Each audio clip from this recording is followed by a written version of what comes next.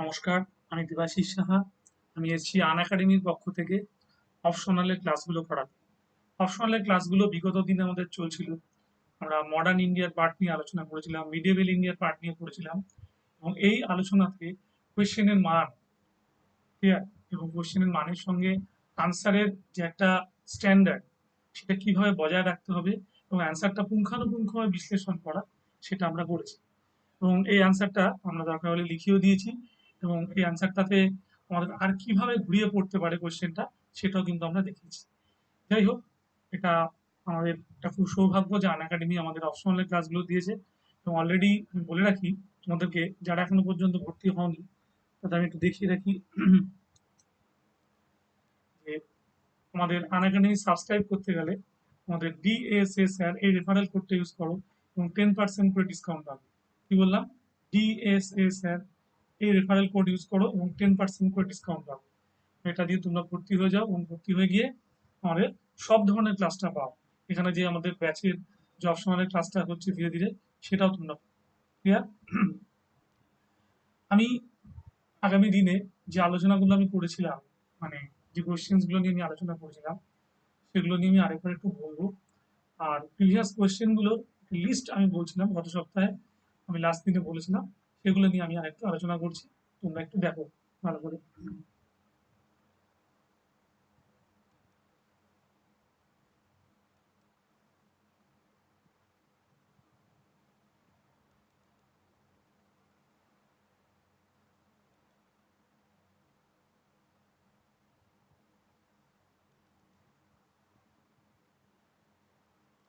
দেখো, আমি আগের দিন আলোচনা করছিলাম যে কোয়েশ্চেন্স গুলো কি কিভাবে আসতে পারে এবং এর বৃত্তান্ত গুলো কি কি, সেগুলো নিয়ে আমি একটু আলোচনা করব।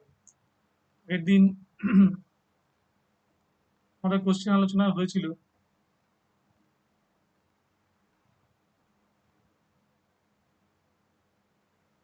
30, briefly discuss the Indian independence act 1947।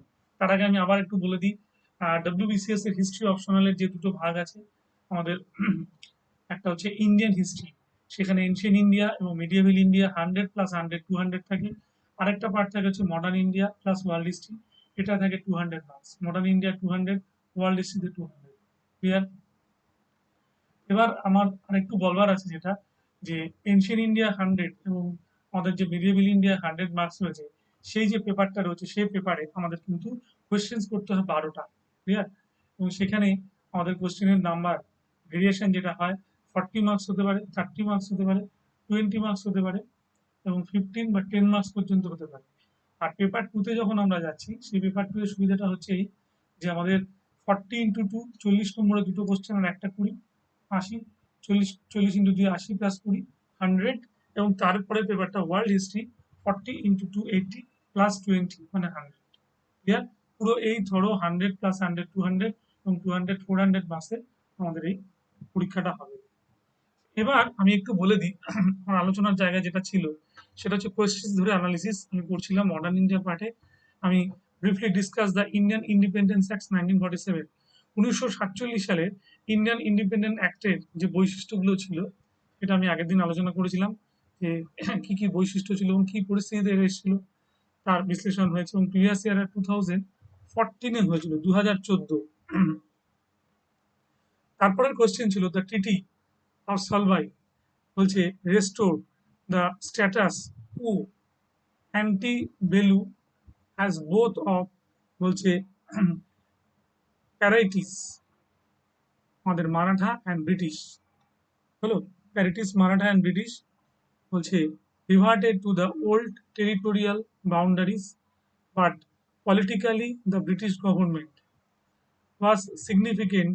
The company was recognized as one of the leading military power in India. Look, illustrated the justice, illustrated the justify, previous year 2003 এটা কোশ্চেন। আমি আবারও বলছি, কি বললো যে সলভাইয়ের সন্ধি এবং সলভাইয়ের সন্ধি কতখানি কার্যকরী হয়েছিল, সেই জায়গাটা নিয়েই কিন্তু আমাদের এখানে আলোচনা করার বিষয়। ঠিক আছে? এবং সলভাইয়ের সন্ধির ব্যাপারটা আমাদের একটু ভালো করে বলতে হবে এবং কোশ্চেনটা মনে রাখতে হবে যে কোন পরিস্থিতিতে এবং কিভাবে হচ্ছে। আমরা নিশ্চয়ই জানি যে আমাদের মারাঠা ওয়ার গুলো হয়েছিল তিনটে ভাগে। First phase of Anglo Maratha war, ঠিক আছে। Second phase of Anglo Maratha war আর third phase of Anglo Maratha war. First phase of Anglo Maratha war যখন হয়েছিল 1775 থেকে 1782, এবং সেকেন্ড ফেজ যখন আমরা দেখেছিলাম এই যুদ্ধটা হয় আমাদের কখন হয় 1803 থেকে 1805, ঠিক আছে। এবং আমাদের থার্ড ফেজটা হচ্ছে 1870 থেকে 1880, 1 বছর ধরে চলেছিল। ক্লিয়ার? বোঝা গেল? নেক্সট আমরা পরের জায়গাটা চলে যাব। আমাদের এই পার্টটার পরে খুব ইম্পর্টেন্ট একটা পার্ট রয়েছে, সেটা হচ্ছে এই কোয়েশ্চেনে যে 1782-তে আমাদের সন্ধিটা করতে গিয়েছেন কে মাহাজি সিন্ধিয়া। কার হয়ে? পেশোয়ার হয়ে। কাদের সঙ্গে করছেন এই সন্ধিটা? খুব ভালো করে মনে রাখবে, আমাদের ওয়ারেন হেস্টিংসের সঙ্গে করছেন। ক্লিয়ার? এবং তারপরে কি ফল হয়েছিল সেটা আমরা জানি, এবং সেটা আমরা আগামী মার্চ হিস্ট্রিতে আলোচনা করব। এবং সেই পরিস্থিতিতে কি পরিবর্তন হলো, একটা যুদ্ধবিরতি মানে বেসিনের সন্ধি থেকে সলভাই সন্ধি 20 বছর যুদ্ধ পদ্ধতিতে মারাঠাদের ইতিহাসটা পুঙ্খানুপুঙ্খ আলোচনা করতে হবে। ক্লিয়ার? এবং এখানে পেশওয়াদের একটা হিসেব তোমাদের মাথায় রেখে দিতে হবে। ফার্স্ট পেশওয়া ছিলেন কে? আমাদের বালাজি বিশ্বনাথকে আমরা এখানে ধরে নিচ্ছি, যেহেতু আমাদের হেরিটারি শিব হচ্ছে পেশওয়া। তার আগেও মেরুপান্ত, ঠিক আছে, মেরুপান্ত পিংলে, ত্রিম্বকজি মেরুপান্ত পিংলে হয়েছিল প্রথম পেশওয়া। এখানে আমরা ধরে নিচ্ছি কাকে? বালাজি বিশ্বনাথ। বালাজি বিশ্বনাথের পরে পেশওয়া হয়েছিলেন কে? বাজিরাও ওয়ান। বাজিরাও ওয়ানের পরে কে হয়েছিলেন? আমাদের বাজিরাও বা বালাজি বাজিরাও। বালাজি বাজিরাও এবং বালাজি বাজিরাওয়ের পরে হয়েছিলেন কে? মাধব রাও। ক্লিয়ার? মাধব রাওয়ের পরে কে হয়েছিলেন? নারায়ণ রাও। নারায়ণ রায়ের মাঝখানে কে এলেন? রঘুনাথ রাও। রঘুনাথ রায়ের পরে এলেন মাধব রাও, নারায়ণ। ক্লিয়ার? এবং শেষ পেশোয়া হিসেবে আমাদের কে এলেন? আমাদের পেশোয়া বাজিরাও টু। এবং এই যে পুরো পেশোয়া শিবটা আমি আলোচনা করলাম বা বললাম, তার মধ্যেই কিন্তু আমাদের এই জায়গাটাকে দেখাতে হবে। ক্লিয়ার? 1802 বেসিনের সন্ধি। তারপর আমাদের চলে যাই, identify the major Trends in swadeshi movement in Bengal. এই একটা খুব ভালো কোশ্চেন্স। সেই কোশ্চেন্সটা বলছে যে স্বদেশী মুভমেন্টের যে ট্রেন্ড গুলো ছিল বাংলায়, সেটাকে ধরে ধরে আলোচনা করা। হুম, কি বললো? Identify the major Trends in the swadeshi movement in Bengal. Swadeshi movement of বেঙ্গলে এই মেজর ট্রেন্ডস গুলো কি ছিল সেটা নিয়ে আমাদের আলোচনা করতে হবে। পরের question, was administrative necessity the main ground for the partition of Bengal 1905? What was it's result? হলো? কি বললাম? when administrative necessity the main ground for the হচ্ছে partition of Bengal in 1905, what was its result? এই যে আমাদের partition of বেঙ্গলটা হয়েছিল, ঠিক, এবং তার একটা ফলশ্রুতি কি ছিল, বাংলা ভাগের পরের ফলশ্রুতি কি ছিল, সেটা নিয়ে আমাদের আলোচনা করতে হবে। Write a short note on the charter act of 1833। 1833 সালের চার্টার অ্যাক্ট নিয়ে আলোচনা করতে বলেছে। Clear? Do you think that problem of the private inland trade was the primary cause of the conflict between Mir Kashim and the English East India Company?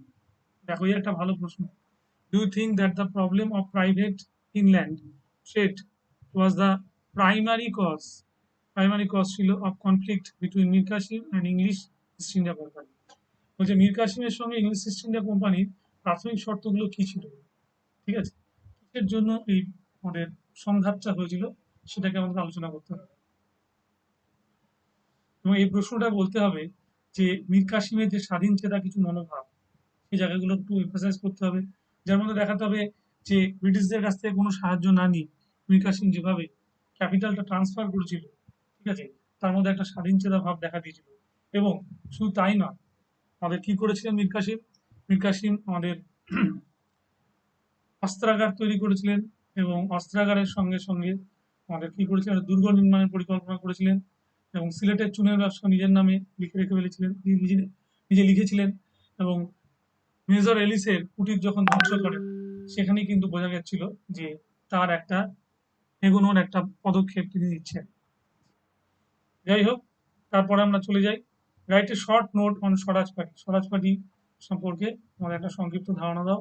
What was it's achievement? Clear?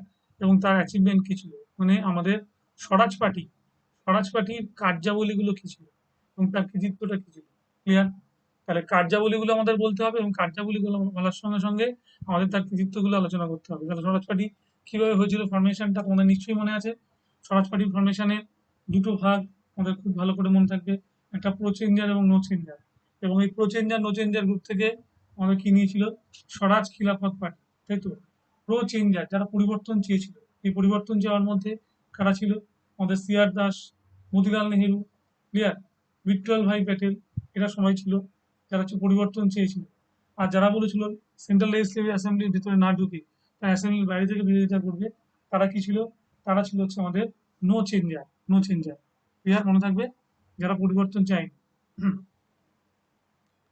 এবং তারপর এই স্বরাজ party যে কাজগুলো করেছিল 1922-এর ডিসেম্বরে, আমাদের কি হয়েছিল, আমাদের আনঅফিসিয়ালি তৈরি হচ্ছিল আর অফিসিয়ালি তৈরি হচ্ছিল 1 জানুয়ারি 1923। হোয়াট ওয়াজ হিজ অ্যাচিভমেন্ট, এবং এর তার অ্যাচিভমেন্ট কি ছিল, তার কৃতিত্ব কি ছিল। Trace the development of Muslim, হলো, trace the development of Muslim speed politics, হলো স্পিড হবে, speed politics since 1906 till the ultimate fulfilment of the Pakistan movement. এবং এটা পাকিস্তান মুভমেন্ট তৈরি করতে কতখানি কাজে লেগেছিল। এই যে প্রশ্নটা বলছে যে মুসলিম পলিটিক্স, তাহলে বলতে হবে সেই 1906 সাল থেকে কিভাবে কিভাবে এটা গ্রো করতে শুরু করলো। এবং সেটা পার্টিশন অফ বেঙ্গলের সময় আমরা কি লিখেছিলাম, সিন্স 1906, মানে 1906 সালে হচ্ছে আমাদের মুসলিম লীগ তৈরি হলো, তাই তো। 30শে ডিসেম্বর আমাদের তৈরি হয়েছিল 1906 সালে, এবং আগা খান শ্রী বাকারুল মুলক, এবং তার সঙ্গে সঙ্গে যোগ দিয়েছিলেন কে, আমাদের আরেক বিখ্যাত ব্যক্তি, ঠিক আছে, তার নাম হচ্ছে আগা খান শ্রী। এদের উদ্যোগে এটা তৈরি হয়। The ultimate fulfilment of the, বলছে পাকিস্তান মুভমেন্ট, এবং বলছে পাকিস্তান মুভমেন্টের একটা আলটিমেট ফুলফিলমেন্ট কি ছিল। বেশ, trace the growth of separate Muslim politics in India, trace the growth of separate Muslim politics in India, ঠিক আছে। সেপারেট মুসলিম পলিটিক্স সম্পর্কে একটু আলোচনা করো, মানে মুসলিম লীগের পর থেকে যে এক একটা করে সেশন হয়েছিল এবং সেই সেশনগুলোর কার্যাবলী কি ছিল, সেটা আমাদের এখানে আলোচনা করতে হবে। Write an essay, write an essay on the depressed caste movement in India in the 20th century with special reference to the Ambedkar's role in India. Write an এসে, একটা রচনা লিখতে বলছে, depress class, depress class movement in India, হলো, in the 20th century, বিংশ শতাব্দীতে এই depress class সম্পর্কে বর্ণনা করতে বলছে, with special reference to the Ambedkar, এবং সেখানে আম্বেদকার স্পেশাল রেফারেন্স কি ছিল, ইন ইট। এটা হচ্ছে 2016-তে এসেছিল। পরের question, what were the main issue of social reform movement in India 19th century? What were the main issue, what were the main issue of the social reform, ঠিক আছে। Social রিফর্মটা কিভাবে কাজ করেছিল in India 19th century, social reform কিভাবে কাজ করেছিল। বেশ, right a note on ব্রাহ্ম সমাজ, সেখানে একটু কথা বলে দিই, what were the main issue of the social reform, social reform গুলো কিন্তু একটু ধরে ধরে আলোচনা করতে হবে। সোশ্যাল রিফর্ম মানে আমাদের যে সামাজিক সংস্কারগুলো হয়েছিল, সেখানে ব্রাহ্ম সমাজ, প্রার্থনা সমাজ এবং তাদের যে সংস্কারগুলো হয়েছিল সেখানে কিন্তু আলোচনা করতে হবে। বেশ, তারপরে কোশ্চেন চলেছে, রাইট এ নোট অন ব্রাহ্ম সমিতি। ব্রাহ্ম সমিতির আমাদের কার্যাবলী কি ছিল, আর্য সমাজ, ঠিক আছে, আর্য সমাজের ভূমিকাও কি ছিল, অ্যান্ড বলছে রামকৃষ্ণ মিশন, এবং রামকৃষ্ণ মিশনের ভূমিকাও কি ছিল, সেটা এখানে আলোচনা করেছে। ক্লিয়ার, তাহলে আর্য সমাজ বলতে হবে, ব্রাহ্ম সমাজ বলতে হবে, রামকৃষ্ণ মিশন বলতে হবে। ব্রাহ্ম সমাজ মানে রাজা রামমোহন রায়কে দিয়ে শুরু করতে হবে, ঠিক আছে। আর আর্য সমাজ মানে দয়ানন্দ সরস্বতী, 1875, 1875, এবং রামকৃষ্ণ মিশন হচ্ছে আমাদের 1897, তাই তো।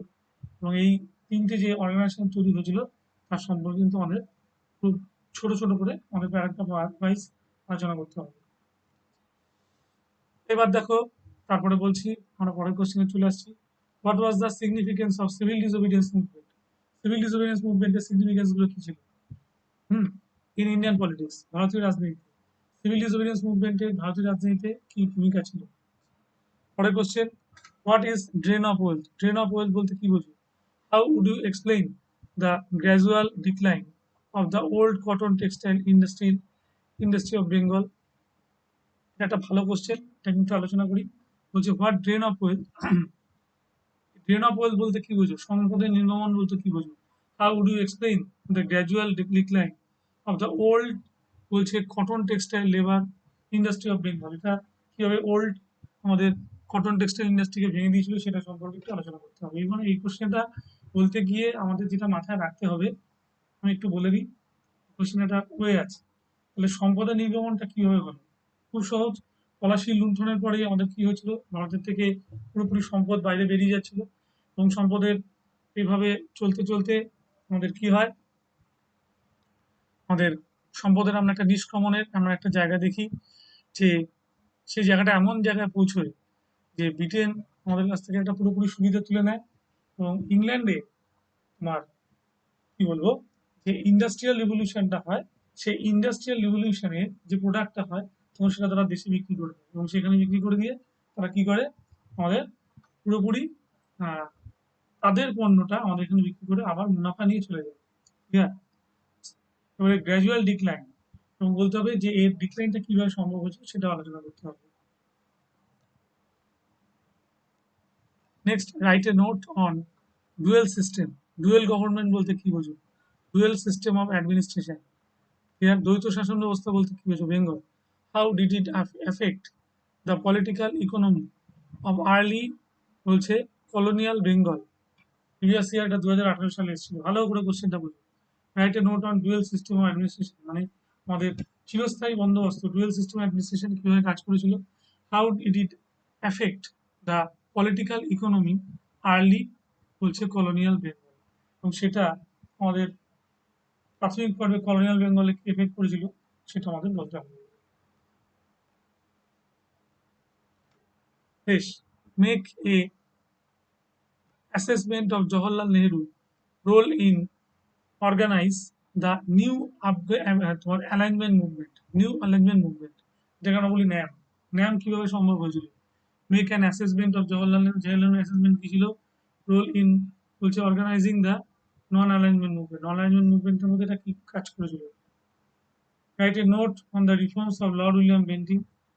হলো, did this reforms have any আমাদের ইমপ্রিন্ট অফ আলটিমেট তোমার হচ্ছে কি বলছে আমাদের ইউটিলিটারিজম।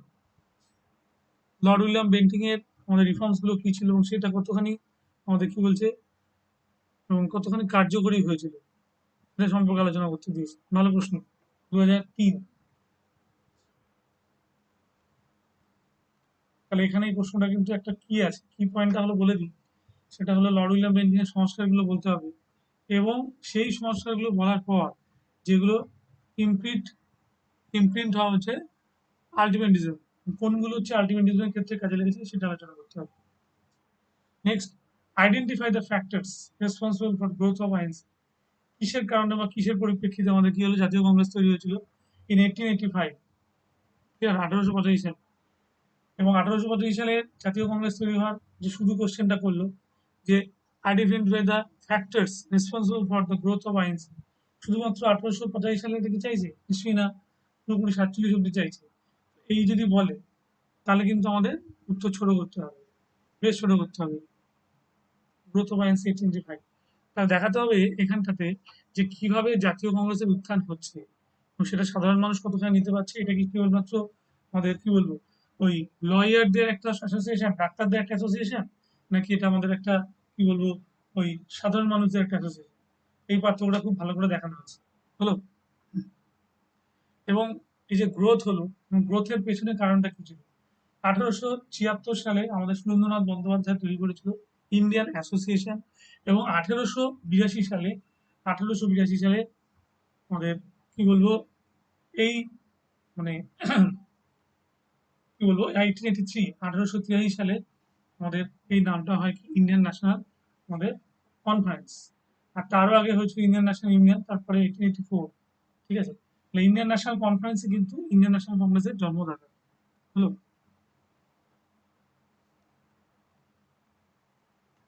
যে হাউ ওয়াজ প্রার্থনা সমাজ ডিফারেন্ট ফ্রম দ্য ব্রাহ্ম সমাজ। প্রার্থনা সমাজ আর ব্রাহ্ম সমাজের মধ্যে পার্থক্য করতে বলছে। ঠিক আছে, তাহলে কোনটা আগে হয়েছিল একটু ভালো করে মনে রাখবে। প্রার্থনা সমাজ ডিফারেন্ট ফ্রম দ্য ব্রাহ্ম সমাজ। প্রার্থনা সমাজ 1867, আর ব্রাহ্ম সমাজ হচ্ছে কত? ব্রাহ্ম সমাজ যদি ধরি 1828, আর ব্রাহ্ম সমাজ হয়ে গেছে 1830। ক্লিয়ার? এই দুটোর মধ্যে যে অ্যাক্টিভিটিস গুলো কমন সেগুলো বলবো, আর যেগুলো হচ্ছে ডিফারেন্ট সেগুলো আমরা আলোচনা করবো। সেখানে যেহেতু পজিটিভ পয়েন্টটা ভাবলে নেগেটিভটা আলোচনা বেরিয়ে আসবে। ঠিক আছে, এরকম ভাবে আমি বলে দিই ভালো করে। কোশ্চেনটা করার সময়, প্রার্থনা সমাজের মূল কাজগুলো কি ছিল, আর ব্রাহ্ম সমাজের মূল কাজগুলো ছিল কি ছিল, এই দুটো ট্যালি করলে কিন্তু আমরা উত্তর পেয়ে যাই। ক্লিয়ার?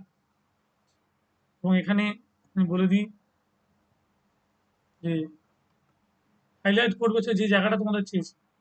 ধরো তুমি প্রার্থনা সমাজ থেকে শুরু করেছো, প্রার্থনা সমাজ থেকে হাইলাইট রাখবে। ক্লিয়ার? আরো বলা ছিল ফ্রম দ্য ব্রাহ্ম সমাজ, ব্রাহ্ম সমাজ পর্যন্ত। তাহলে এতগুলো কোশ্চেন আমি আলোচনা করলাম, এবং আলোচনা করার পর একটা কমপ্লিট অ্যান্সার আমরা আজকে যাবো। তোমরা একটু ভালো করে দেখে নাও।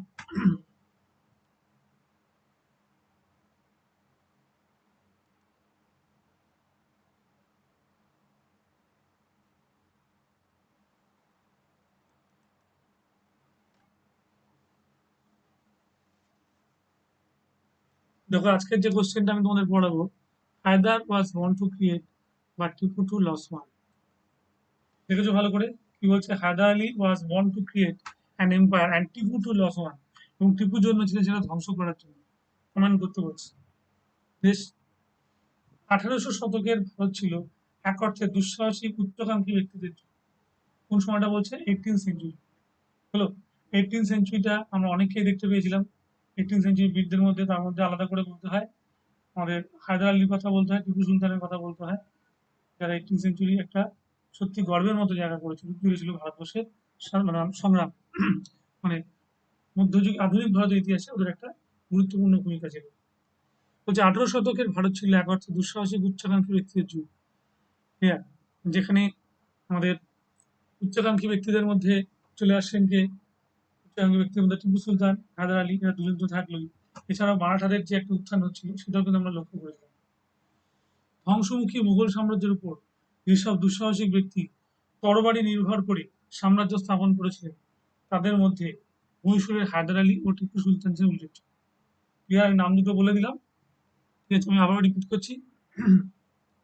ধ্বংসমুখী মোগল সাম্রাজ্যের উপরে যেসব দুঃসাহসিক ব্যক্তি তরবারি নির্ভর করে সাম্রাজ্য স্থাপন করেছিল, তাদের মধ্যে মহীশূরের হায়দার আলী ও টিপু সুলতান ছিলেন উল্লেখযোগ্য। নাম দুটো আগেই বলে দিল। একজন মহীশূর হচ্ছে হায়দার আলী, এবং তার পুত্র টিপু সুলতান ছিলেন আমার উল্লেখযোগ্য।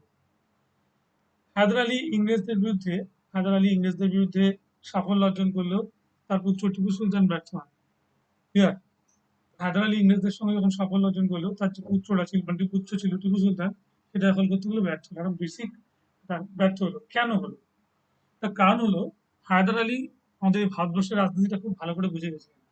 এবং হায়দার আলীর যখন উত্থান হচ্ছে, সেই সময় তোমাদের ইস্ট ইন্ডিয়া কোম্পানি কোম্পানি এবং কোম্পানির সঙ্গে সঙ্গে আমাদের মারাঠা এবং নিজাম কিন্তু ভীত ছিল। একে বললাম মারাঠা, নিজাম, এবং কে ছিল সঙ্গে থাকলো? থাকলো তো ব্রিটিশ। এবং সেই সময় হায়দার কি করেছিল, অর্থ সাহায্য দিয়ে তাদেরকে নিজের অধিকারে নিয়েছিল মারাঠা নিজাম। ক্লিয়ার? এবং তারপরে ওরা কি করে, একটা জোটবদ্ধ হয়ে যুদ্ধ করার চেষ্টা করে, এবং যুদ্ধের তোমার কি হয়, হায়দার হেরে যায়, এবং শেষ পর্যন্ত আমাদের কি হয়, একটা বিখ্যাত সন্ধি হয় যার নাম হচ্ছে আমাদের কি বলবো, ম্যাড্রাসের সন্ধি। ক্লিয়ার? 1867 হচ্ছে এই 1767, নট 1867, 1767, 1767। মহীশূরের হায়দার আলী ও টিপু সুলতান ছিলেন উল্লেখযোগ্য। হায়দার আলী ইংরেজদের বিরুদ্ধে সাফল্য অর্জন করতে ব্যর্থ হলো, টিপু সুলতান ব্যর্থ হন, এটা বললাম। শেষ পর্যন্ত মহীশূরের পতন ঘটল। বুঝলো? এই পতনের জন্য অনেক ঐতিহাসিক টিপু সুলতানকে দায়ী করেছেন। এমনকি এই ধারণাকে আরো দৃঢ়ভাবে প্রতিষ্ঠা করে ঐতিহাসিক আমাদের কি চার্লস উইলকিন্স। বুঝলো? আর অনেক ঐতিহাসিক টিপু সুলতানকে দায়ী করেছে।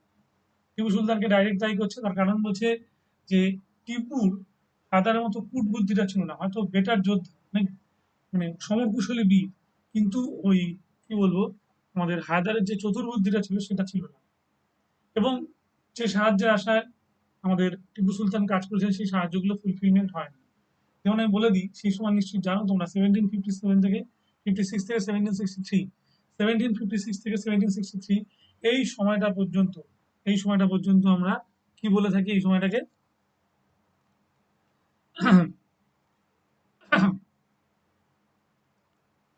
কি বললাম যেন এখানটা, আমি আরো বলছি। এ ধরনের কারো দৃঢ়ভাবে প্রতিষ্ঠিত করেন ঐতিহাসিক চার্লস উইলকিন্স। তিনি বলেছিলেন, Hyder Ali was born to create an empire and Tipu to lose one. ঠিক আছে, বলছে হায়দার জন্মেছিলেন সাম্রাজ্য রক্ষা করার জন্য এবং টিপু জন্মেছিলেন তা ধ্বংস করার জন্য। এটা হচ্ছে মূল কথা। অবশ্য টিপু যে ইচ্ছাকৃতভাবে সাম্রাজ্য ধ্বংস করেন এ কথা বলা যায় না। টিপু যে ইচ্ছাকৃতভাবে সাম্রাজ্য ধ্বংস করেন এ কথা বলা যাবে না। তিনি শেষ পর্যন্ত মহীশূরের স্বাধীন অস্তিত্বকে বজায় রাখতে না পারলেও মহীশূরের পতনের টিপুর ভূমিকা নিয়ে ঐতিহাসিকদের মধ্যে বিতর্ক থেকে যায়। এখানে একটা সেন্টেন্স ঠিক করতে হবে। টিপু যে ইচ্ছাকৃতভাবে সাম্রাজ্য ধ্বংস করেন এ কথা বলা যায় না। তবে বলছে তিনি শেষ পর্যন্ত মহীশূরের স্বাধীন অস্তিত্বকে বজায় রাখতে না পারলেও মহীশূরের পতনে টিপুর ভূমিকা নিয়ে ঐতিহাসিকদের মধ্যে বিতর্ক থেকেই যায়। কেন বিতর্কটা এখানে একটু বলে দিই। হায়দার যে সময় যুদ্ধ করেছিল ব্রিটিশদের সঙ্গে, সেই ব্রিটিশরা ততখানি শক্তিশালী ছিল না। তারা ইনফ্যান্ট্রিতে খুব একটা স্ট্রং ছিল না, তাদের যত ছিল ক্যাভালরি। এবং মহীশূরও মানে হায়দার আলীও সে কি করেছিল, অশ্বারোহী বাহিনীর সৈন্য সংখ্যা বাড়িয়েছিল। যুদ্ধটা শুরু করেছিল কি আমাদের হায়দার আলীর পর টিপু সুলতান এটা কিন্তু শুরু করেছিল। হায়দার আলী যখন এই ব্যবস্থাটা করলেন, তারপর কি দেখতে পেলাম আমরা, যে ওই কূটনৈতিক জালে নিজাম আর একে আলাদা করে দিচ্ছে। তাই তো, নিজাম আর মাইসুর মারাঠাকে আলাদা করে দিচ্ছে এবং ইংরেজদের সঙ্গে একটা যুদ্ধ চালিয়ে যেতে সক্ষম হচ্ছে। বেশ ক্লিয়ার। নেক্সট স্লাইডে যাই। মহিবুল হাসানের মতে হায়দ্রাবাদের মৃত্যুর পর টিপু যে পরিস্থিতির সম্মুখীন হন তার সঙ্গে হায়দারের সমকালীন পরিস্থিতির আলোক পার্থক্য ছিল। ঠিক আছে, কি বললাম, মহিবুল হাসানের মতে হায়দারের মৃত্যুর পর টিপু যে পরিস্থিতির সম্মুখীন হলো তার সঙ্গে আমাদের হায়দারের সমকালীন পরিস্থিতির অনেক পার্থক্য ছিল। কি হচ্ছে, হায়দারের মৃত্যু হলো, মৃত্যুর পর টিপু যে পরিস্থিতির সম্মুখীন হলো তার সঙ্গে হায়দারের সমকালীন পরিস্থিতির অনেক পার্থক্য ছিল। ক্লিয়ার। কেন ছিল দেখো, প্রথমে বলছে প্রথম ইঙ্গ মহীশূর যুদ্ধের পর থেকেই ইংরেজদের বিশ্বাসঘাতকতার জন্য হায়দার তীব্রভাবে ইংরেজ বিদ্বেষী হয়ে ওঠেন। ওদের এই পয়েন্টটা থেকে কিন্তু বলবার চেষ্টা করে। ঠিক আছে, কি বললাম, প্রথম ইঙ্গ মহীশূর যুদ্ধের পর থেকেই ইংরেজদের বিশ্বাসঘাতকতার জন্য হায়দার তীব্রভাবে ইংরেজ বিদ্বেষী হয়ে ওঠে। কারণ ইংরেজরা মুহূর্তে মুহূর্তে বিশ্বাসঘাতকতা করছে। তারপর থেকে টিপুর মৃত্যু পর্যন্ত মহীশূরের বৈদেশিক নীতির মূল কথা ছিল ইংরেজ বিরোধিতা করা। ঠিক আছে, তারপর থেকে টিপুর মৃত্যু পর্যন্ত মহীশূরের বৈদেশিক নীতির মূল কথা ছিল ইংরেজদের বিরোধিতা করা। মনে থাকবে কাদের বিরোধিতা করা বললাম, ইংরেজদের বিরোধিতা করা। ইংরেজরা বুঝতে পারে হায়দার ও টিপু মহীশূরই দাক্ষিণাত্যে তাদের সবচেয়ে বড় শত্রু। ক্লিয়ার, কি বললাম, ইংরেজরা বুঝতে পেরেছিল হায়দার আর টিপুর মহীশূরে, হায়দার টিপু মহীশূরটা হচ্ছে দাক্ষিণাত্যে তার সবচেয়ে বড় শত্রু। মানে এই অবস্টাকেলটা দূর করা গেলে তারা কিন্তু এগোতে পারতো। মহীশূরই দাক্ষিণাত্যের সবচেয়ে বড় শত্রু। তাই কি করতে চাইলো, একটা ডিভাইড করতে চাইলো। তাই দাক্ষিণাত্যের রাজনৈতিক প্রাধান্য প্রতিষ্ঠার প্রতিদ্বন্দ্বিতায় উভয়ের তাদের সর্বোচ্চ শক্তি নিয়ে অবতীর্ণ হয়। কিন্তু রণকৌশল ও সামরিক দক্ষতা হলো প্রতিদ্বন্দ্বিতায় উভয় তাদের সর্বোচ্চ শক্তি নিয়ে অবতীর্ণ হয়। কিন্তু রণকৌশল ও সামরিক দক্ষতায় ইউরোপীয় সেনাবাহিনী যে দেশীয় সেনাবাহিনীর তুলনায় অনেক উন্নত ছিল তা প্রতি মুহূর্তেই প্রমাণিত হয়। অ্যাকচুয়ালি ওয়েল ডিসিপ্লিন ছিল কারা, ব্রিটিশ সোলজার্স, এবং তাদের যে যুদ্ধ পদ্ধতি এবং রাইফেলের ব্যবহার, এবং সেই রাইফেলের ব্যবহারের পরে আমাদের কি বলবো, রেট্রিয়েট করা, পিছিয়ে যাওয়া, এগিয়ে যাওয়া, যে যুদ্ধের যে অনেক রকম কৌশল, সেগুলো কিন্তু আমাদের কি করেছিলেন, আমাদের হায়দারের টিপুর সঙ্গে অনেকটা পরিবর্তন করেছিল। প্লাস সৈন্য রেশিও কমানো বাড়ানোর এখানে একটা বড় ফ্যাক্টর ছিল। দেখা যাক, যদিও প্রথম দিকে ইংরেজদের বিরুদ্ধে হায়দারের সাফল্যও একটা কারণ ছিল। তাকে লড়তে হয়েছিল এমন ইংরেজদের বিরুদ্ধে যাদের ক্ষমতা ও সংগতি ছিল সীমিত। ক্লিয়ার। হায়দার যাদের সঙ্গে লড়ছে তাদের বলছে তোমার কি ক্ষমতা ও সংগতি ছিল সীমিত, লিমিটেড। হলো, হায়দারের নীতি ছিল যুদ্ধক্ষেত্রে হায়দারের নীতি ছিল যুদ্ধক্ষেত্রে সবসময় ইংরেজদের একা করে রাখা। ক্লিয়ার, কি বললাম, হায়দারের মেন নীতিটাই ছিল যুদ্ধক্ষেত্রে থেকে সবসময় ইংরেজদের একা করে রাখা। মানে কি বলবো, মানে ইংরেজদের সঙ্গে যদি কেউ জোটে তাহলে সেটা শক্তিশালী হয়ে যাবে, সেই জন্য সে জোটটাকে টান। ক্লিয়ার। তো ইংরেজদের একা করে রাখলে ইংরেজরা কিন্তু মিত্র শক্তির সাহায্য নিয়ে পারতো না।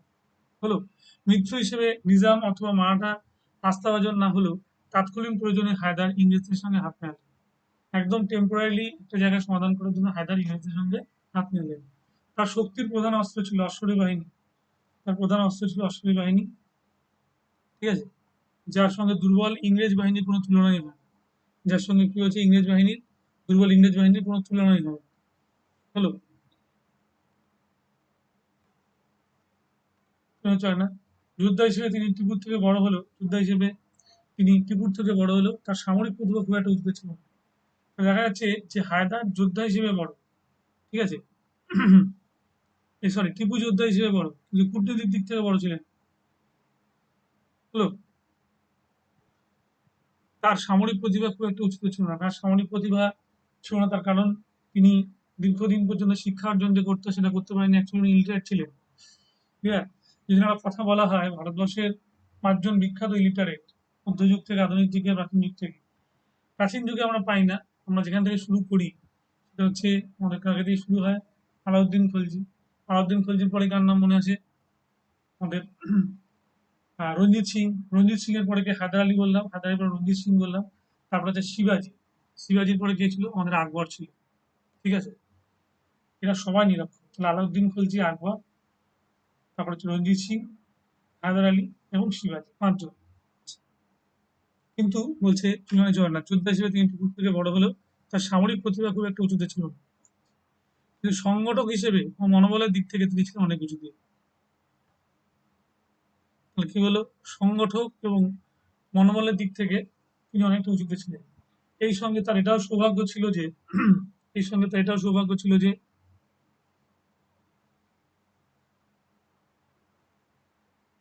কোনো দক্ষ ইংরেজ সেনা নায়কের মুখোমুখি তাকে হতে হয়নি। এটাও সৌভাগ্য ছিল যে কোনো দক্ষ ইংরেজ সেনানায়কের মুখোমুখি তাকে হতে হয়নি। হ্যাঁ, ইয়েস। হায়দার আলী কিন্তু সেরকম ভাবে আয়ারপুরের কাছে পরাজিত হলেও, মানে সেরকম শক্তিশালী আমার সেনাপতিদের হাতে পড়েনি।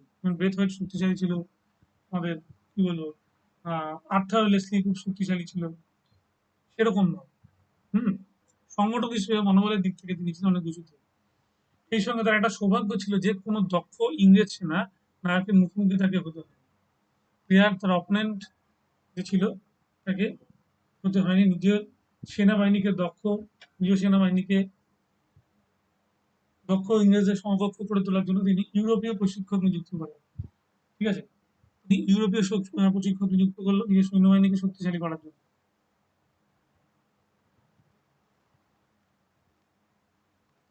অন্যদিকে টিপু যখন ক্ষমতায় আসেন তখন পরিস্থিতির ব্যাপক পরিবর্তন ঘটে।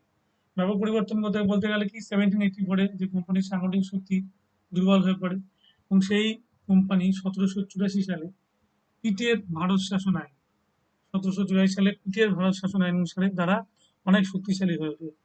ক্লিয়ার? 1784 সালের এটা শক্তিশালী হয়েছিল কেন? পিটের ভারত শাসন আইন এখানে কাজ করেছিল। ঠিক আছে, আচ্ছা, শক্তিশালী হয়ে ওঠে।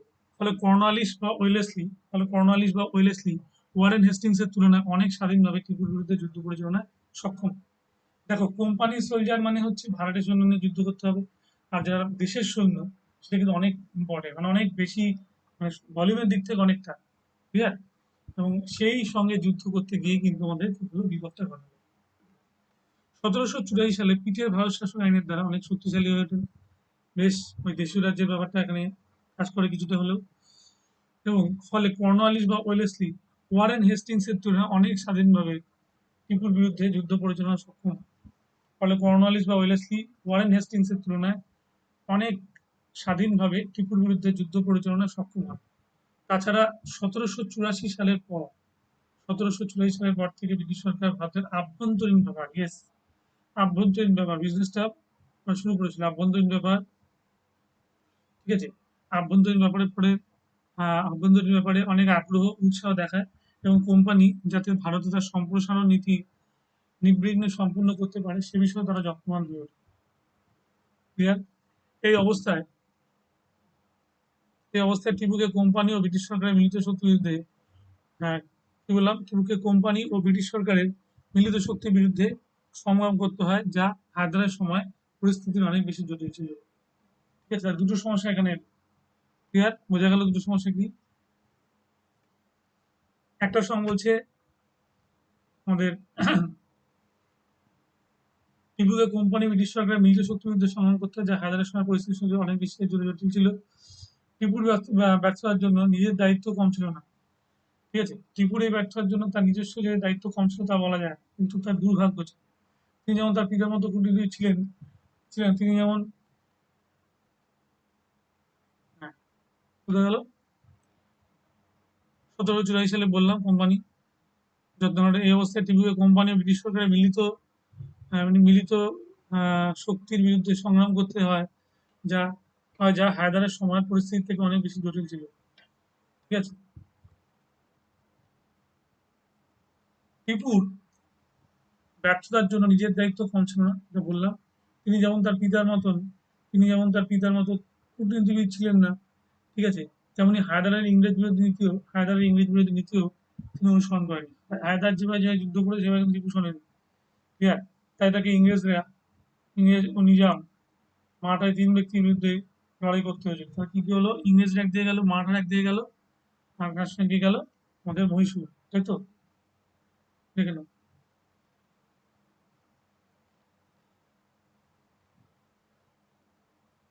ইংরেজ নিজাম মারাঠা, তিনটে ইংরেজ নিজাম মারাঠা, এই তিন ব্যক্তির বিরুদ্ধে লড়াই করতে হয়েছিল, যা ছিল তার পতনের মূল কারণ। হায়দারের ফরাসি মৈত্রীর উপর নির্ভর করে হতাশ হন। তা সত্ত্বেও টিপু তাদের উপর নির্ভর করেন, কিন্তু কোনোদিনই তিনি তাদের কাছে সহায়তা পাননি। উপরন্তু ফরাসিদের সঙ্গে টিপুর যুদ্ধটা ইঙ্গ মহীশূরের বিরোধের মূল কারণ হয়ে দাঁড়ায়। কি বললাম, ফরাসিদের সঙ্গে টিপুর হচ্ছে হৃদ্রতা বাড়লো, তখন মহীশূরের বিরোধের মূল কারণ হয়ে দাঁড়ায়। সেটাই ছিল হচ্ছে আমাদের কি বলবো, টিপুর একটা বড় দিক। টিপু যুদ্ধ ইঙ্গ মহীশূর বিরোধের মূল কারণ হয়ে দাঁড়ায়। টিপু যখন নিজের নিরাপত্তার জন্য কি করলো, আমাদের নেপোলিয়ন বোনাপার্টকে চিঠি লিখলেন, এবং নেপোলিয়ন বোনাপার্টকে চিঠি লেখার পর তারপর তিনি কি হলেন, প্যারিসের এবং জ্যাকমিন ক্লাবের সেখানে প্রতিষ্ঠা করলেন, ঠিক আছে। হ্যাঁ, দেখো লক্ষ্য করে যে টিপুও কিন্তু মানে কূটনীতিবিদ একেবারে খারাপ ছিলেন না। দারুণ একটা কূটনীতির কাজ করলেন। এবার বলছে এই তিনবার ব্যক্তির লড়াই করতে হয়েছিল, যা ছিল তার পতনের মূল কারণ। হায়দার ফরাসি মৈত্রীর উপর নির্ভর করে হতাশ হন। তা সত্ত্বেও টিপু তাদের উপর নির্ভর করেন, কিন্তু কোনোদিনই তিনি কাছে সহায়তা পাননি। উপরন্তু প্রতিবার ফরাসিদের সঙ্গে টিপুর যুদ্ধটা হলো ইঙ্গ মহীশূর বিরোধের কারণ হয়ে দাঁড়ায়, ঠিক আছে। বেশ। ঐতিহাসিক এন কে সিনহা নরেন্দ্র কৃষ্ণ সিংহ বলছে, মতে ইংরেজদের বিরুদ্ধে হায়দারের সাফল্যের মূল কারণ ছিল অশ্বারোহী বাহিনী। কি বললাম, জেন সরকার বলছে ইংরেজদের বিরুদ্ধে হায়দারের সাফল্যের মূল কারণ ছিল হচ্ছে অশ্বারোহী বাহিনী। অশ্বারোহী বাহিনী, ক্লিয়ার। হায়দারের অশ্বারোহী বাহিনীটা ব্রিটিশ অশ্বারোহী বাহিনী থেকে অনেক বেশি ওয়েল ট্রেন ছিল। এটা একটা মাথা রাখতে হবে, কিন্তু টিপু সুলতান তো অবহেলা করে ভুল করেছিলেন।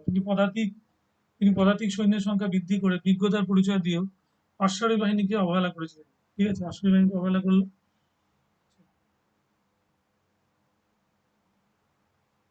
দেখো এখানে যেটা যুক্তিসঙ্গত হয়নি, অশ্বারোহী বাহিনীকে যখন অবহেলা করলো সেটা যুক্তিসঙ্গত হয়নি। তৃতীয় ইঙ্গ মহীশূর যুদ্ধে মারাঠা নিজামের অশ্বারোহী বাহিনী ইংরেজদের পক্ষে যোগ দেয়। চিন্তা করে দেখো, আমাদের এখানে ইঙ্গ মহীশূরে তিনটে শক্তি, তাই তো।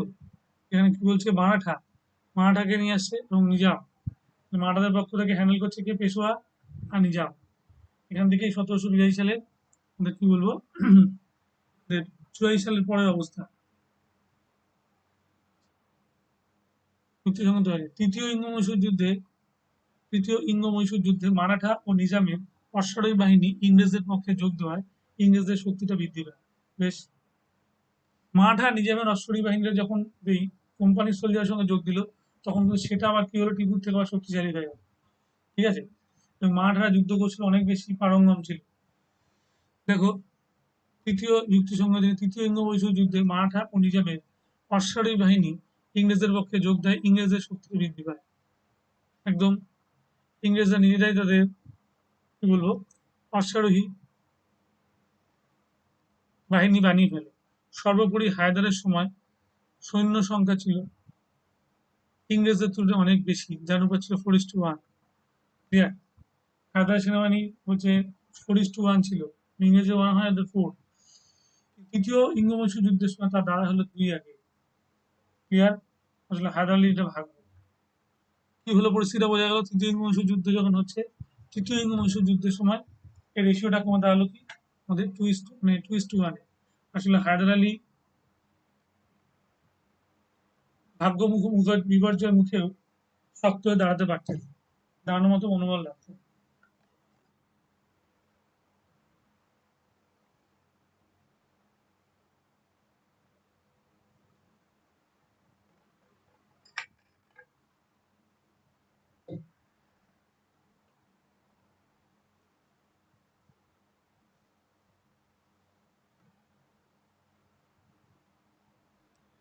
যা টিপুর সুলতানের ছিল না।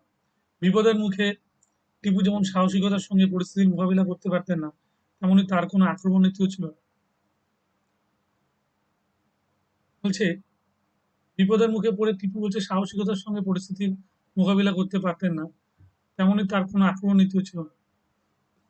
হুম, এটা একটা ব্যাপার যেখানে হায়দ্রাবাদ আবার এগিয়ে গেছে। যে কারণে মহিবুল হাসান বলছে Tipu was a more interested in the acts of peace than in the arts of war. হলো, এটা ছিল একটা যুদ্ধ পদ্ধতিতে কিন্তু উনি একটা দারুণ জায়গায় ছিলেন, মানে সেটা কি বলবো, একটা ইউনিক টাইপের উনি যুদ্ধ পদ্ধতি জানতেন। Tipu Sultan was more interested in the arts of peace than in the arts of war. Arts of ওয়ারের থেকে উনি কি বলবো তেমন শিক্ষাটা উনি নেন peace than in the arts of war, more interested. হ্যাঁ, টিপুর পক্ষে সেটা কিন্তু আরো বেশি উন্নত হয়েছে। মোর ইন্টারেস্টেড যখন বলছে মহীশূরের পতনের জন্য টিপু সুলতানের অনেকাংশে দায়ী ছিলেন একথা স্বীকার্য। হায়দারের মধ্যে যে পরিণতিবোধ ও চাতুর্য ছিল টিপুর মধ্যে তা ছিল না। মহীশূরের পতনের জন্য টিপু সুলতান অনেকাংশে দায়ী ছিলেন একথা স্বীকার্য। হায়দারের মধ্যে যে পরিণতিবোধ ও চাতুর্য টিপুর মধ্যে তা ছিল না। তাছাড়া হায়দারের যে আর্থিক নীতি ছিল, টিপু সেই নীতির পরিবর্তন ঘটান। হায়দারের যে আর্থিক নীতিটা ছিল, টিপু সেই নীতির পরিবর্তন ঘটান।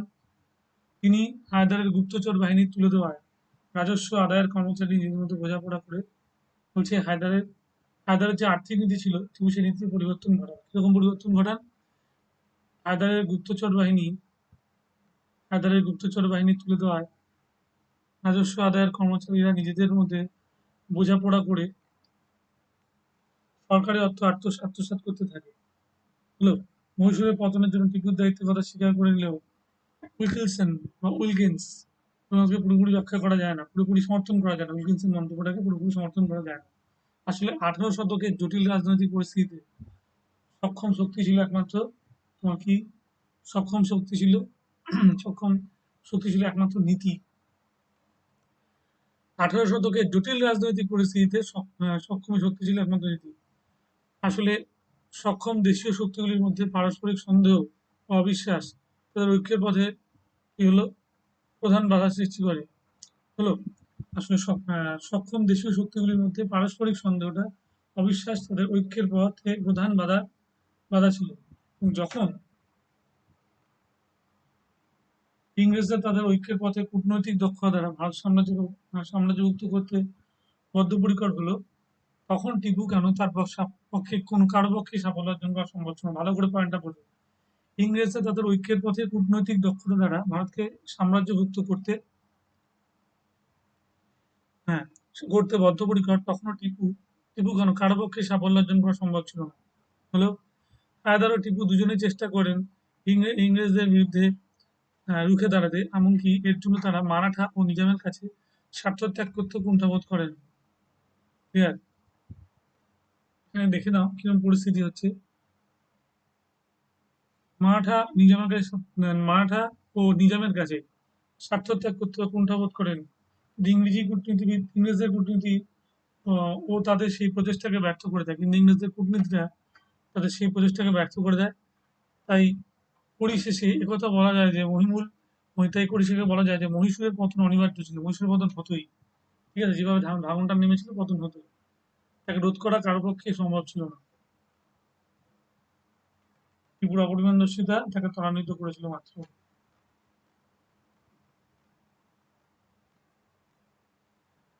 হলো,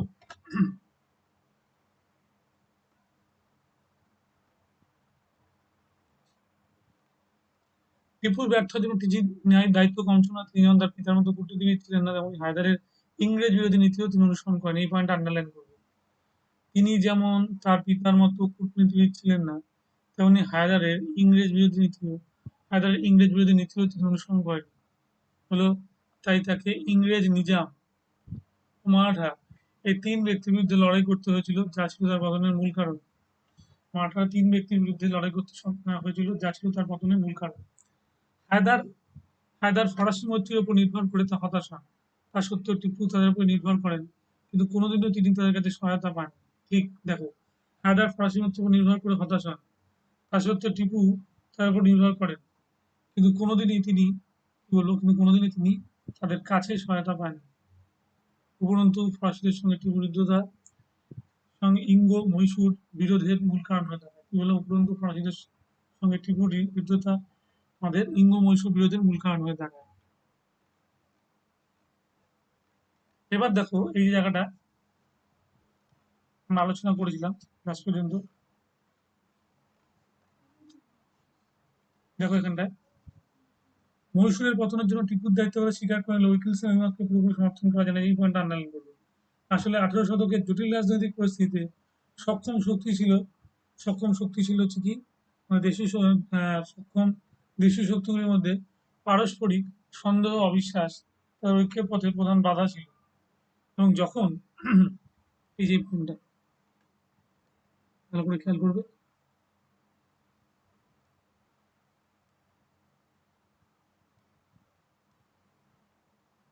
প্রধান বাধা ছিল ইংরেজ দ্বারা ঐক্যের পথে কূটনৈতিক দক্ষতা দ্বারা ভারতকে সাম্রাজ্যভুক্ত করতে বাধ্যকর হন, তখন টিপুকরণ কারো পক্ষেই সাফল্য অর্জন করা সম্ভব ছিল না। ঠিক আছে, বলছি না। হায়দার ও টিপু দুজনেই চেষ্টা করেন ইংরেজদের বিরুদ্ধে রুখে দাঁড়াতে। হায়দার ও টিপু দুজনেই চেষ্টা করেন ইংরেজদের বিরুদ্ধে রুখে দাঁড়াতে, এমনকি এর জন্য তারা মারাঠা ও নিজামের কাছে স্বার্থত্যাগ করতেও কুণ্ঠাবোধ করেন। হায়দার ও টিপু দুজনেই চেষ্টা করেন ইংরেজদের বিরুদ্ধে রুখে দাঁড়াতে হলো এমনকি এর জন্য তারা মারাঠা ও নিজামের কাছে স্বার্থত্যাগ করতেও কুণ্ঠাবোধ করেন হলো হায়দার ও টিপু দুজনেই চেষ্টা করেন ইংরেজদের বিরুদ্ধে রুখে দাঁড়াতে, এমনকি এর জন্য তারা মারাঠা ও নিজামের কাছে স্বার্থত্যাগ করতে কুণ্ঠাবোধ করেন। কিন্তু ইংরেজদের কূটনীতিও তাদের সেই প্রচেষ্টাকে ব্যর্থ করে দেয়। ক্লিয়ার? মারাঠা নিজামের স্বার্থত্যাগ করতে কুণ্ঠাবোধ করেনি, কিন্তু ইংরেজদের কূটনীতিও তাদের সেই প্রচেষ্টাকে ব্যর্থ করে দেয়। তাই পরিশেষে কথা বলা যায় মহীশূরের পতন অনিবার্য ছিল, তাকে রোধ করা কারো পক্ষেই সম্ভব ছিল না। ত্রিপুর অপরিণামদর্শিতা তাকে ত্বরান্বিত করেছিল মাত্র।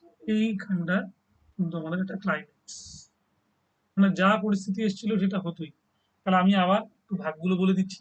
এই উত্তর করবার আগে আমাদের মনে রাখতে হবে ফার্স্ট অ্যাংলো মাইসোর ওয়ার 1767 থেকে 1769, এই পয়েন্টটা আমরা মাথায় রাখবো। এবং এই পরিস্থিতির মধ্যে আমাদের কি হয়েছিল, কোন সন্ধি হয়েছিল সেটা একটু মনে রাখবো। আমাদের এখানে থেকে মাদ্রাজের সন্ধি 1767 সালে হয়েছিল, এটা আমাদের মনে রাখতে হবে। তারপরে যে ধাপটা ছিল আমাদের পরবর্তী যুদ্ধ, second Anglo Mysore war. Second Anglo Mysore ওয়ারের সময়টা কখন ছিল? সেকেন্ড অ্যাংলো মাইসোর ওয়ারের আমরা দেখলাম যে এটা চলেছিল আমাদের 1780 থেকে 84, এই পিরিয়ডটা চলেছিল। এবং তারপর আমরা কি দেখলাম 1780 থেকে অ্যাকচুয়ালি 82 এবং 84 সালে সন্ধিটা হয়। এবং তৃতীয় ইঙ্গ মহীশূর যুদ্ধটা কোন সময় থেকে কোন সময় হয়েছিল? তৃতীয় ইঙ্গ মহীশূর যুদ্ধ, তৃতীয় ইঙ্গ মহীশূর যুদ্ধের সময়টা আমরা জানি যে এটা ছিল 1790 থেকে 92। ঠিক আছে, এবং শেষ যুদ্ধটা হয়েছিল 1799 সালে। এবং 1799 সালে যে দুটো যুদ্ধ হয় আমাদের হচ্ছে মলভেরি এবং সদাশিব। সদাশিব এবং মলভেরি যুদ্ধের পরে মলভেরির যুদ্ধেই আমাদের কি হয়, মৃত্যু হয়। কার মৃত্যু হয়? আমাদের টিপু সুলতানের মৃত্যু হয়। ক্লিয়ার?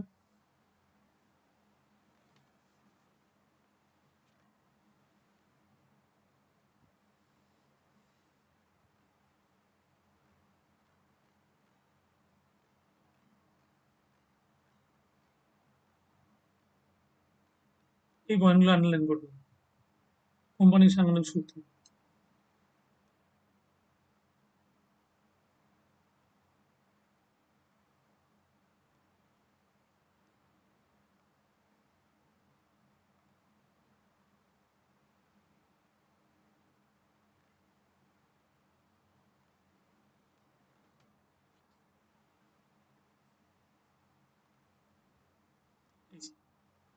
তাই তাকে ইংরেজ, নিজাম ও মারাঠা এই তিন ব্যক্তির মধ্যে লড়াই করতে হয়েছিল, যা ছিল তার পতনের মূল কারণ। এই পয়েন্টটা দিতে হবে।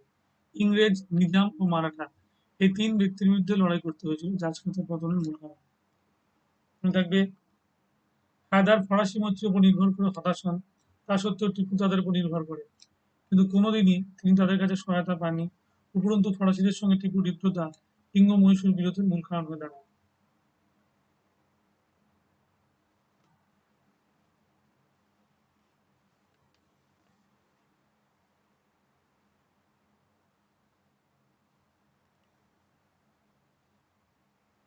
এনকে সিনহার মতে ইংরেজদের বিরুদ্ধে হায়দার সফলের মূল কারণ ছিল অশ্বারোহী বাহিনী।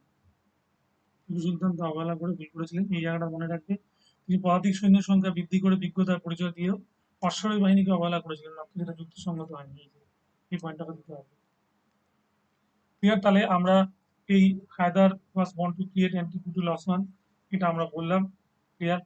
এবং এইখানে এটাকে আমরা উত্তরটাকে আমরা আরেকবার বলে নিতে পারি।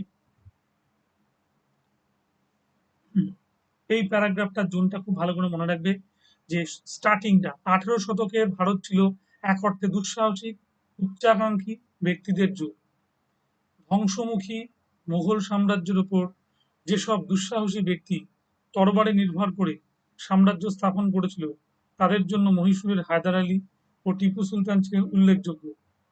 হায়দার আলী ইংরেজদের বিরুদ্ধে সাফল্য অর্জন করলেও তার পুত্র টিপু সুলতান ব্যর্থ হন, এবং এবং শেষ পর্যন্ত মহীশূরের পতন ঘটে। ঠিক আছে? এবং শেষ পর্যন্ত মহীশূরের পতন ঘটে। এই পতনের জন্য অনেক ঐতিহাসিক টিপু সুলতানকে দায়ী করেছেন। এমনকি এই ধারণাকেও আরো দৃঢ়ভাবে প্রতিষ্ঠা করার চেষ্টা করেছেন ঐতিহাসিক চার্লস উইলকিন্স। ঠিক আছে? তিনি বলছেন Hyder Ali was born to create and Tipu to lose. এই পয়েন্টটা কিন্তু আন্ডারলাইন করবে। অবশ্য টিপু যে ইচ্ছাকৃতভাবে সাম্রাজ্য ধ্বংস করেন এ কথা বলা যায় না। তিনি শেষ পর্যন্ত মহীশূরের স্বাধীন অস্তিত্বকে বজায় রেখে, ঠিক আছে, না পারলেও মহীশূরের পতনে টিপুর ভূমিকা নিয়ে আমাদের ঐতিহাসিক গ্রন্থের বিতর্ক থেকেই। ক্লিয়ার? এই একটা প্যারাগ্রাফের এইখানটার সূচনাটা খুব ভালো করে করবে। আর এই প্যারাগ্রাফে লাস্ট মহীশূরের পতনের জন্য টিপু সুলতান অনেকাংশেই দায়ী ছিলেন। একথা স্বীকার্য যে হায়দারের মধ্যে যে পরিমিত বোধ ও চাতুর্য ছিল, টিপুর মধ্যে তা ছিল না। তাছাড়া হায়দার যে আর্থিক নীতি ছিল, টিপু সেই নীতির পরিবর্তন ঘটে। আবার বলি, মহীশূরের পতনের জন্য টিপু সুলতান অনেকাংশে দায়ী ছিলেন, একথা স্বীকার্য। ঠিক আছে? হায়দারের মধ্যে যে পরিমিত বোধ ও চাতুর্য ছিল, টিপুর মধ্যে তা ছিল না। তাছাড়া হায়দারের যে আর্থিক নীতি ছিল, টিপু সেই নীতির পরিবর্তন ঘটান। হায়দারের যে আর্থিক নীতি ছিল, টিপু সেই নীতির পরিবর্তন ঘটান। তিনি হায়দারের গুপ্তচর বাহিনী তুলে দেওয়ায় রাজস্ব আদায়ের কর্মচারীরা নিজেদের মধ্যে বোঝাপড়া করে সরকারি অর্থ আত্মসাৎ করতে থাকে। মহীশূরের পতনের জন্য টিপুর দায়িত্বের কথা স্বীকার করে নিলেও উইলকিন্সের অভিমতকে পুরোপুরি সমর্থন করা যায় না। আসলে 18 শতকের জটিল রাজনৈতিক পরিস্থিতিতে সক্ষম শক্তি ছিল একমাত্র নীতি।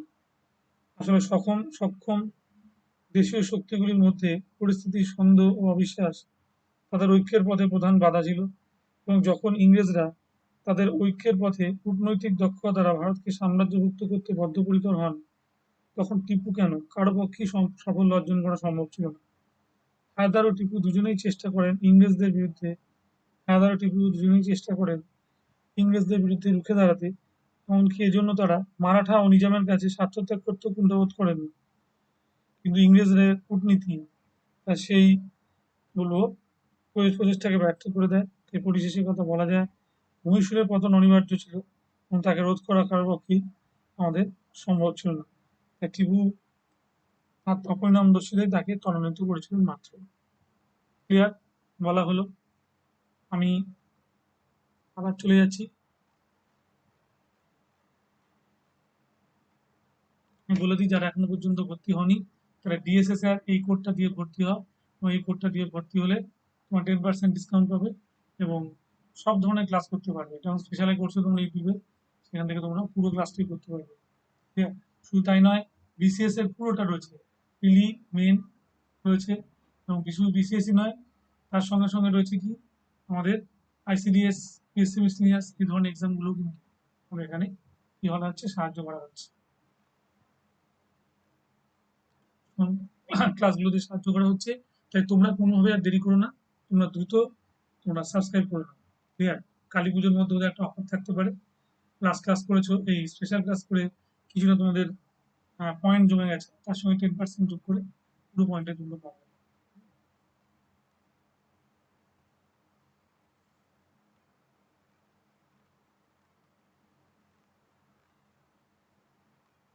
যাই হোক, আমি এরপরের জায়গাটা চলে যাই।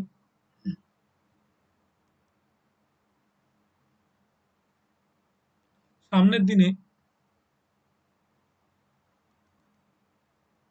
বা আগামী দিনে যেটা আমরা পড়েছিলাম যে রাজা রামমোহন রায়, তার রিক্যাপটা কিন্তু আমরা পড়বো, তাই না?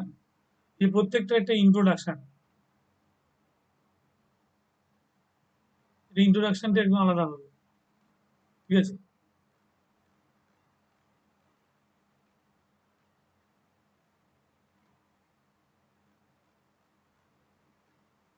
রাজা রামমোহন।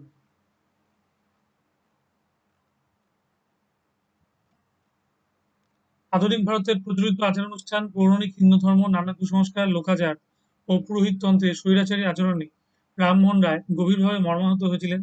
তার এই বিশ্বাস সুদৃঢ় হয় যে হিন্দু সমাজের পতনের মূল কারণ হলো হিন্দু শাস্ত্র সম্পর্কে ভ্রান্ত ধারণা ও তাদের অশাস্ত্রীয় আচার অনুষ্ঠান। বিভিন্ন ধর্মগ্রন্থ পাঠের ফলে তিনি একেশ্বরবাদী নিরাকার ব্রহ্মবাদের সমর্থক হয়ে ওঠেন। রামমোহন মনে করেন যে একেশ্বরবাদী হল সকল ধর্মের মূল কথা। ক্লিয়ার? 1803 সালে বহুদেববাদের বিরুদ্ধে একেশ্বরবাদের সমর্থনে তিনি ফরাসি আহ, ভাষায় তুইফাত উল মুহাইদিন নামে একটি আহ, পুস্তিকা রচনা করেন। এই সভার সদস্যদের মধ্যে উল্লেখযোগ্য হলেন দ্বারকানাথ ঠাকুর, প্রসন্ন কুমার ঠাকুর, রামচন্দ্র বিদ্যাবাগীশ প্রমুখ। এখানে নিত্য বেদ পাঠ ও তার ব্যাখ্যার পাশাপাশি সভায় সাপ্তাহিক অধিবেশনগুলিতে নানা ধর্মীয় আমাদের কি হতো সমস্যাবলী আলোচিত হতো। রামমোহন বাংলা ভাষায় বেদান্তের ভাষ্য রচনা করেন এবং ঈশ, কট, কেন, মন্ডুক, মান্ডুক্য প্রভৃতি 5টি প্রধান উপনিষদের বাংলা হলো অনুবাদ করেন এবং ঈশ, কট, কেন, মান্ডুক্য প্রভৃতি 5টি প্রধান উপনিষদের বাংলা অনুবাদ করে এবং তার মতবাদ প্রচারে ব্রতী হন। বৈদান্তিক বলছে একেশ্বরবাদ শিক্ষা দেওয়ার উদ্দেশ্যে 1826 সালে তিনি বেদান্ত কলেজ প্রতিষ্ঠা করেন এবং 1830 সালে ব্রাহ্ম সমাজ নাম ধারণ করে, ঠিক আছে? এই ব্রাহ্ম সমাজ ছিল একটি অসাম্প্রদায়িক প্রতিষ্ঠান যেখানে হিন্দু, মুসলমান, বৌদ্ধ, খ্রিস্টান সকল ধরনের মানুষ একই কি হলো এর দ্বারা উন্মুক্ত ছিল। এই যে এখানে লেখা হলো, এটাকে ইন্ট্রোডাকশনটাকে আমরা চেঞ্জও করতে পারি, ইন্ট্রোডাকশনটা অন্যরকম ভাবে লিখতে পারি। হ্যাঁ, এখানে কিভাবে রামমোহনের আবির্ভাবটা হলো সেটা দেখাতে হবে। এখানে তো আবির্ভাবের পরে দেখানো হচ্ছে। হুম, আর এন্ডিংটা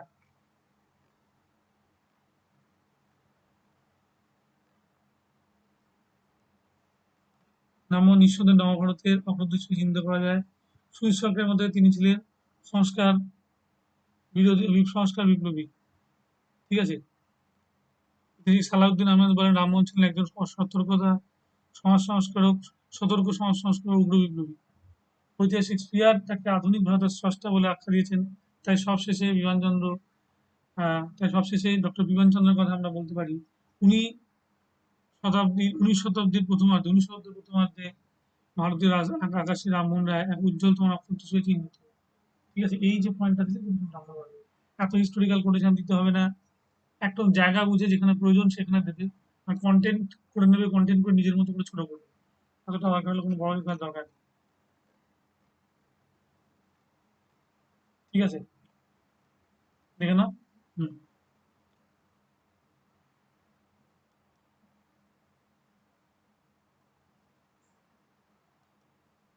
যাই হোক আমি ক্লাস শেষ করলাম, ঠিক আছে? আমাদের পুরো 1 ঘন্টা আলোচনায় আগের কোশ্চেনগুলো রিক্যাপ করলাম এবং এই কোশ্চেনটা আলোচনা করে দিলাম। তোমরা অবশ্যই ক্লাসটা দেখবে, কালকে সকালে তোমরা দেখতে পাবে, কখন রাত্রে ইচ্ছা করলে দেখতে পারো। একটু তোমরা একটা ভিউ দিও, একটা মানে ভালো করে শুনে একটা ভিউ দিও। ঠিক আছে, চললাম। শুভ বিজয় সকলকে ক্লাসটা শুরু করার জন্য।